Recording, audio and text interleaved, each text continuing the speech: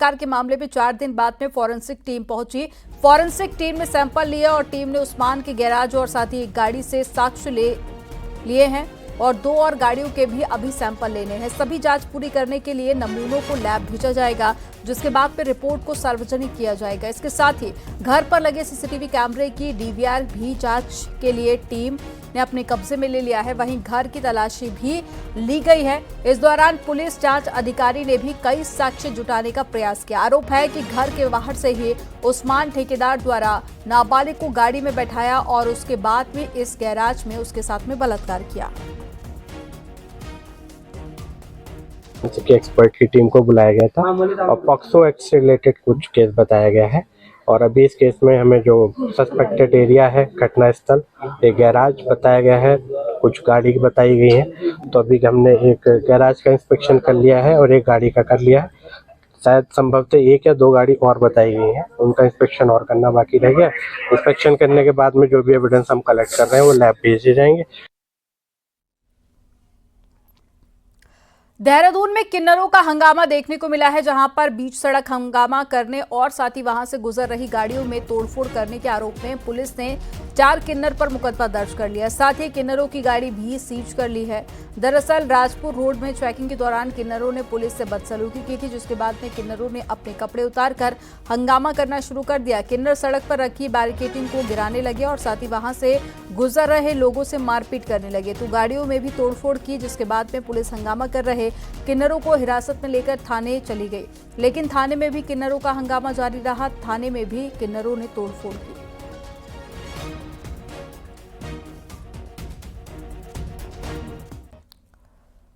और हरिद्वार में चेकिंग के लिए रोके जाने पर एक ट्रक ड्राइवर ने हंगामा कर दिया। ड्राइवर ट्रक की छत पर चढ़ गया और ऊपर से गुजर रही बिजली की हाई टेंशन लाइन को छूने की धमकी देने लगा। हंगामा होता देखकर वहां पर लोगों की भीड़ इकट्ठा हो गई। हालांकि काफी समझाने के बाद में ड्राइवर को नीचे उतारा गया।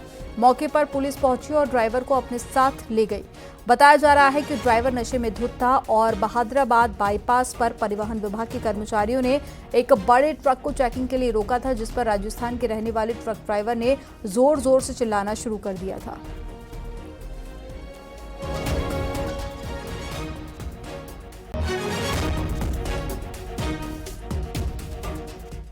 रुड़की के मंगलौर इलाके के नारसन बॉर्डर पर हरियाणा नंबर की कार को पीछे से आ रही एक बस ने जोरदार टक्कर मार दी, जिसमें कार सवार एक शख्स की मौके पर मौत हो गई है, जबकि 3 लोग गंभीर रूप से घायल हो गए, जिन्हें आनंद फानन में सिविल अस्पताल में भर्ती कराया गया, जहां उनकी गंभीर हालत को देखते हुए हार्ट सेंटर रेफर किया गया। पुलिस फिलहाल पूरे मामले की जांच पड़ताल कर रही है।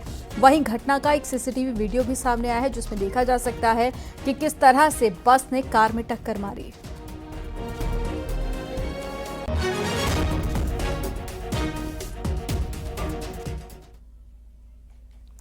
देहरादून में रविवार शाम को अचानक से मौसम बदल गया। राजधानी में तेज हवाओं के साथ में बारिश शुरू हो गई। आज के लिए मौसम विभाग ने बारिश का ऑरेंज अलर्ट जारी किया है।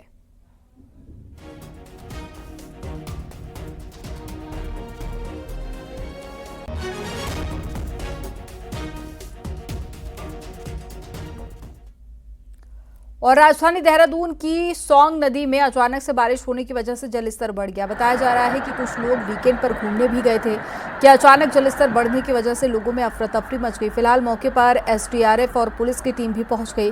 बताया जा रहा है कि जिस तरह से पहाड़ों में बारिश हुई है, उस वजह से जलस्तर अचानक से बढ़ गया था।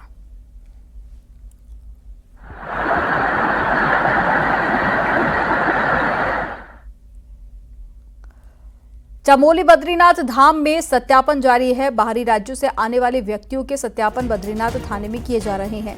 500 से ज्यादा लोगों का सत्यापन चमोली पुलिस के द्वारा किया जा चुका है। 400 से अधिक नेपाली मूल के निवासियों का सत्यापन हुआ है, जबकि 74 से अधिक अन्य राज्यों से आने वाले लोगों का सत्यापन हुआ है।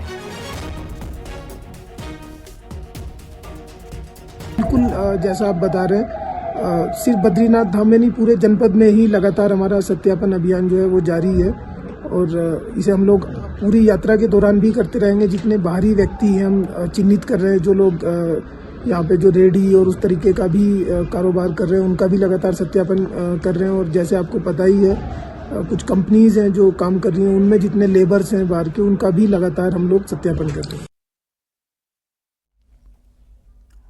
हल्द्वानी के बनभूलपुरा में इन दिनों यहां रह रहे लोगों के वेरिफिकेशन को लेकर जानकारी है, जिसमें कई बड़े खुलासे भी हो रहे हैं। यहां पर चेकिंग के दौरान पुलिस को 2 अजीब बातें पकड़ में आई हैं। पुलिस को सूचना मिली थी कि एक दुकान के भीतर बहुत सारे सिलेंडर रखे हुए हैं और ये दुकान वैसे तो डिस्पोजेबल आइटम्स बेचने की थी, लेकिन अंदर चेकिंग के दौरान पुलिस को 15 से ज़्यादा घरेलू इस्तेमाल के सिलेंडर मिले हैं और इसी चेकिंग के दौरान पुलिस एक दूसरे घर में भी दाखिल हुई। इस घर में बाहर से ताला लगा हुआ था, जबकि अंदर लोग रह रहे थे। पुलिस ने जब शक होने पर दरवाज़ा खटखटाया तो भीतर से 2 लोग निकल कर आए। इन लोगों के पास में इस बात का कोई भी जवाब नहीं था कि आखिर बाहर से ताला लगाकर वो अंदर क्यों रह रहे हैं। इस दौरान पुलिस को शक हुआ तो पूरे घर की तलाशी ली गई और दोनों को पुलिस ने हिरासत में लेकर पूछताछ शुरू कर दी है।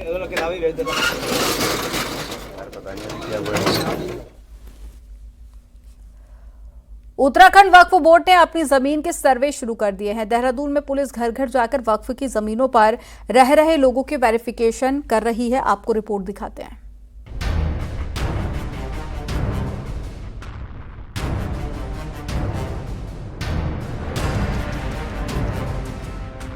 वक्फ संशोधन बिल को लेकर भले ही मामला सुप्रीम कोर्ट में चल रहा हो, लेकिन उत्तराखंड वक्फ बोर्ड ने देहरादून पुलिस को वक्फ की संपत्ति के सर्वे शुरू करने को लेकर लेटर भेजा है। दरअसल उत्तराखंड वक्फ बोर्ड को लगता है कि ज्यादातर जगहों पर वक्फ की जमीन पर किराएदार बैठे हैं, जो कि बाहरी राज्यों से आकर उत्तराखंड में रहने लगे हैं, इसलिए इनका सर्वे जरूरी है। पुलिस ने सर्वे को लेकर काम भी शुरू कर दिया है। देखिए, इसमें चूंकि इस तरह के हमारे पास अभी डेटाबेस नहीं है कि वो किराए की संपत्ति है कि खुद की स्वामित्व है। बेसिकली अभी हमने व्यक्ति विशेष लोग जो रह रहे हैं यहाँ से बाहर से आकर उनका सत्यापन किया, और अगर ये हमें कोई डेटा उपलब्ध कराते हैं तो डेफिनेटली कानून के आधार पर हम उसको एक बार और सत्यापित कर लेंगे। वहीं वक्फ संशोधन बिल को लेकर मुखर होने वाले समाज सेवी मानते हैं कि न सिर्फ उत्तराखंड बल्कि देश भर में वक्फ की जमीनों पर रसूखदारों ने कब्जा कर रखा है।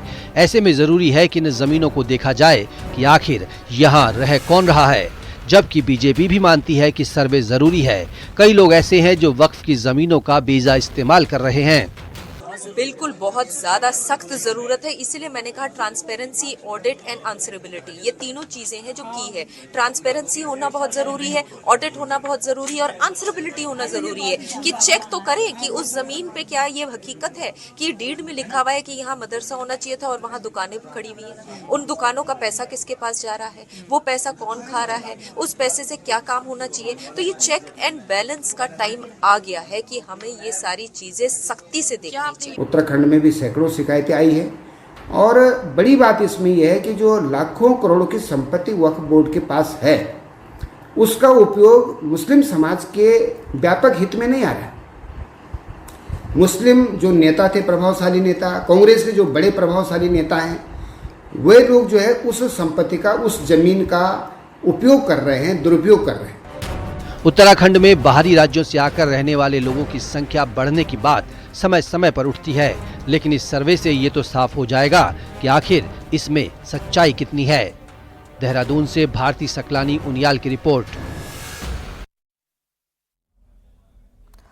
ऋषिकेश में पाकिस्तान के विरोध में हिंदूवादी संगठनों ने अनोखा तरीका अपनाया है। सबसे ज्यादा भीड़भाड़ वाले नेशनल हाईवे पर सड़क पर पाकिस्तान के झंडे चिपकाए गए हैं, जो कि गाड़ियों और लोगों के पैरों के नीचे कुचले जा रहे हैं। विरोध का ये तरीका लोगों को काफी पसंद आ रहा है। हालांकि पुलिस इस पर चुप्पी साधे हुए है। ये किसने चिपकाए हैं और क्यों चिपकाए हैं, ये अभी भी सवाल है।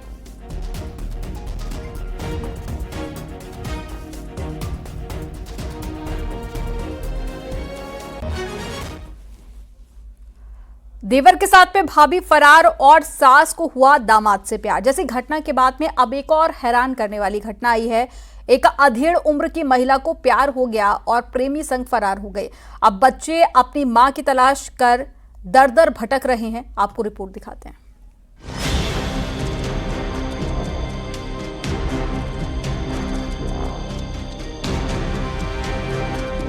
उत्तराखंड के विकासनगर में एक अनोखे प्यार की घटना सामने आई है।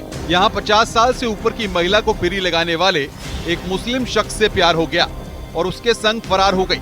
प्रेमी मुंतजिर सहारनपुर का रहने वाला है और हरबर्टपुर में फेरी लगाने का काम करता है। आरोपी प्रेमी का पहले से ही महिला के घर आना जाना था। इसी बीच दोनों में प्यार हो गया वहीं महिला अपने साथ साथ ज्वेलरी और कैश भी लेकर फरार हुई है। वहीं बच्चे अब अपनी मां की तलाश में दर-दर भटक रहे हैं और अपनी मां को वापस लाने के लिए पुलिस से भी गुहार लगा चुके हैं। 15 अप्रैल से फरार है। फिर हम सब तो काम पे थे, तब हमने घर आके देखा तो मम्मी नहीं थी। फिर उसने मुंतजिर को फ़ोन किया। फिर जब उसने मुंतजिर को फ़ोन किया तो उसने बोला कि हाँ सुनीता मेरे साथ है और ये नहीं आएगी अब। ये बोला। फिर हम थाने में गए, दीपक भैया हैं, इनके पास आए। फिर भैया ने वहाँ पे वो दिलवाई तहरीर। फिर ना मम्मी से कोई बात नहीं हुई अभी तक। और घर में कुछ कैश रखा हुआ था, 3,49,000 रुपये रखे हुए थे, वो भी ले गए अपने साथ, जो हमने गोल्ड लोन लिया था। वहीं महिला के प्रेमी मुंतजिर का आरोप है कि बच्चों को फोन पर डराता धमकाता भी रहता है। बच्चों को उनकी मां से बात नहीं करने देता और कहता है कि तुम्हारी मां का धर्म परिवर्तन हो गया है, अब वो वापस नहीं जाएगी। उधर पुलिस ने महिला के पति की तहरीर पर केस दर्ज कर लिया है। इस संबंध में अभियोग पंजीकृत है, जो कि उत्तराखंड धर्म परिवर्तन संबंधी धाराओं में भी पंजीकृत है और ये अभी अभियोग विवेचना की है। महिला भले ही अपनी मर्जी से अपने प्रेमी के साथ गई है, लेकिन उसके बच्चों को भला क्या कसूर है?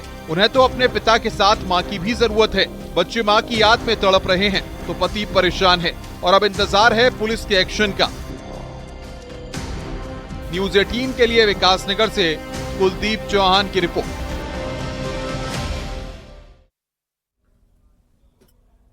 हरिद्वार में हर की पैड़ी के पास में उस समय अजीबोगरीब वाकया हो गया जब एक रत्न और शंखों की दुकान में एक अजगर जा घुसा।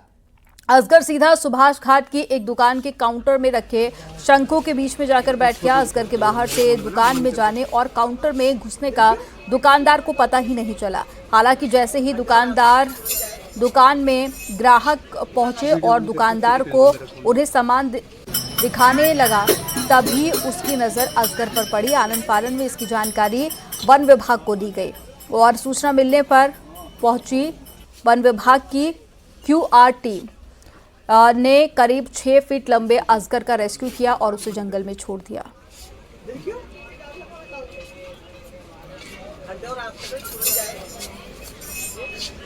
वीडियो बंद करके फोटो भेज दो मेरे फोन में।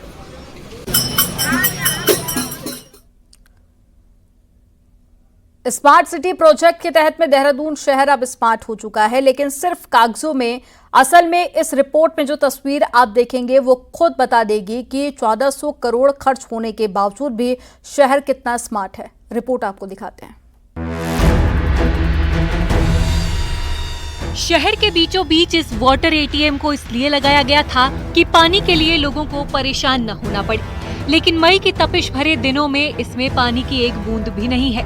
वहीं कई जगह तो इनके संचालन के लिए आदमी ढूंढे नहीं मिल रहा। अब दूसरी तरफ सड़कों का हाल देखिए। बीच सड़क पर कूड़े का ढेर लगा है। यही हाल स्मार्ट टॉयलेट से लेकर शहर में लगे ज्यादातर कैमरों का है। दरअसल साल 2018 में देहरादून को केंद्र सरकार के ड्रीम प्रोजेक्ट स्मार्ट सिटी में शामिल किया गया था। तब दून वासियों को भी लगता था कि शहर की तस्वीर बदलेगी, लेकिन आज जनता त्रस्त है। स्थिति और भी बुरी हो गई है और ये स्मार्ट सिटी के नाम पर पैसा हजारों करोड़ रुपए खा गए हैं।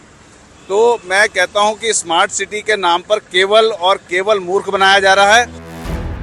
वहीं कांग्रेस तो सवाल उठाती ही है। बीजेपी के नेता भी मानते हैं कि स्मार्ट सिटी के काम में हिला हवाली हुई और शहर में कई काम बाकी रह गए। सरकार की ओर से बड़े बड़े दावे किए गए और कहा जा रहा है कि स्मार्ट सिटी बन करके तैयार हो गई है, लेकिन जनता टॉर्च से स्मार्ट सिटी ढूंढ रही है, वो कहीं दिखाई नहीं दे रही है। 1650 करोड़ की भारी भरकम रकम जो है स्मार्ट सिटी के नाम पर खर्च की गई, लेकिन आप देख लीजिए कहाँ नए पार्क बने हैं, कहाँ जो है वार्डों में आप जाइए नालियों की व्यवस्था नहीं है, साफ सफाई की व्यवस्था नहीं है। आज मास्टर प्लान तैयार हो रहा है, वो 5 से 7,000 करोड़ के बीच में ये मास्टर प्लान हमारा आने जा रहा है, जिस पर हम लोग काम कर रहे हैं। तो स्मार्ट सिटी इन मेकिंग, अगर पूरी सिटी की बात करेंगे तो स्मार्ट सिटी इन मेकिंग जिस पर हम लोग काम कर रहे हैं, और आने वाले समय में आप देखेंगे कि बेहतर शहर आपको देखने को मिलेगा। वैसे टूरिस्ट डेस्टिनेशन होने के चलते लोगों का शहर में आवागमन तेजी से बढ़ा है और पर्यटकों के साथ साथ आम लोगों को भी उम्मीद थी कि तस्वीर बदलेगी, लेकिन स्मार्ट सिटी देहरादून स्मार्ट बनने से अब भी दूर ही लगती है। देहरादून से भारती सकलानी उनियाल की रिपोर्ट। रिलायंस इंडस्ट्रीज के डायरेक्टर अनंत अंबानी रविवार को धार्मिक यात्रा पर हरिद्वार पहुंचे। पत्नी राधिका मर्चेंट के साथ में हरिद्वार पहुंचकर अनंत अंबानी ने गंगा पूजन किया और श्री गंगा सभा के तीर्थ पुरोहितों ने अनंत अंबानी और पत्नी राधिका का विधि विधान से गंगा पूजन और दुग्धाभिषेक करवाया। इसके बाद में अनंत अंबानी का गंगा सभा के ऑफिस में स्वागत किया गया। गंगा सभा की विजिटर बुक में अनंत अंबानी ने लिखा कि हर की पैड़ी पर गंगा पूजन कर उन्हें सुखद अनुभूति हुई है। गंगा सभा के पदाधिकारियों का कहना है कि अनंत अंबानी बड़े उद्योगपति ही नहीं बल्कि सनातन धर्म के ध्वजवाहक भी हैं। वह अक्सर धार्मिक गतिविधियों में शामिल होते रहते हैं और आज हरिद्वार में हर की पैड़ी के ब्रह्मकुंड पर उन्होंने गंगा पूजन कर देश की खुशहाली की कामना की है। आज अनंत देश के प्रसिद्ध उद्योगपति मुकेश अंबानी जी के सुपुत्र अनंत अंबानी ने आज अपनी पत्नी राधिका के साथ मां गंगा की पूजा अर्चना यहाँ हर की पौड़ी पर की है और मां गंगा से प्रार्थना की है और मां गंगा का आशीर्वाद लिया है।